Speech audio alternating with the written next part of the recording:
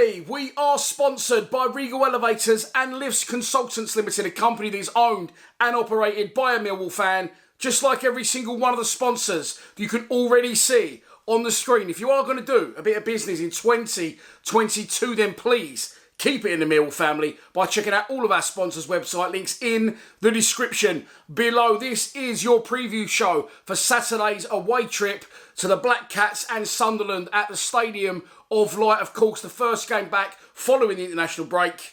As always, let's start out by taking a look at the 11 that Gary Rowett might pick to start the match. Okay, so as we know, it's been the international break in the World Cup. Not a very long break at all for us. This is the only championship game this week. It is a rearranged fixture, of course, due to the Queen passing away. The original fixture was cancelled. So we are the only two teams in championship business this weekend. And it's a fantastic opportunity for us to go even further up the table. Dare we dream? Will the nosebleed happen? Let's wait and see. But look, what's Gary Rowett going to do? Well, he's got pretty much a full side to choose from, a full squad. He has no Benicophobe still. I think Ryan Leonard may be injured, and also Tyler Bury missed the Bromby game through illness, but Sean Hutchinson did return in that game. So it's pretty much a full squad, if not a very, very strong one for the gaffer to choose from. What do I think he'll do? Off the back of the Preston game, of course, a fantastic win for us. We rarely win away matches, especially that emphatically, and we scored 4 goals. George Long, for me, had to do better with both those goals, and with Bolkowski playing well against Bromby, I'd put him back in. However, I don't think the gaffer will. I think he'll stick with Long in goal. I think he'll go with Danny McNamara right back. I think he'll bring Sean Hutchinson back in, although there's an argument to keep playing Creswell off the back of that away win, of course, alongside Jake Cooper. Big one at left back. I think he'll go with Murray Wallace away from home, a little bit more defensive than Scott Malone, of course, who can also play there. Central midfield, that picks itself now. It's Billy Mitchell and George Saville. I'll be amazed if it isn't, with the Bermondsey Burkamp in a 10. Now on the left, I think he'll go with Mason Bennett. And I just think that because he likes Bennett.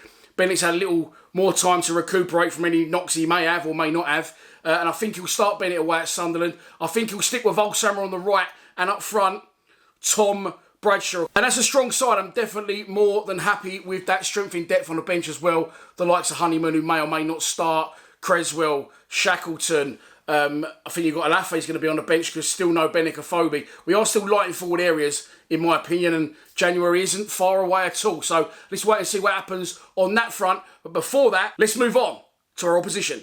Sunderland are managed by Tony Mowbray. Of course, Alex Neil brought them up through the playoffs last season. They beat Wickham 2-0 in the final at Wembley. I watched that game, it was never in doubt. They definitely deserve to be where they are now. However, he left during the start of the season, about 5 or 6, 10 games in maybe, to join Stoke City. Left them a little bit in the shit, and former Blackburn manager Mowbray comes in and takes over the helm at the Stadium of Light. What have they been doing with themselves during the international break? They've been on a little cheeky tour to Dubai, in which they played one game and beat a local side by 1-0.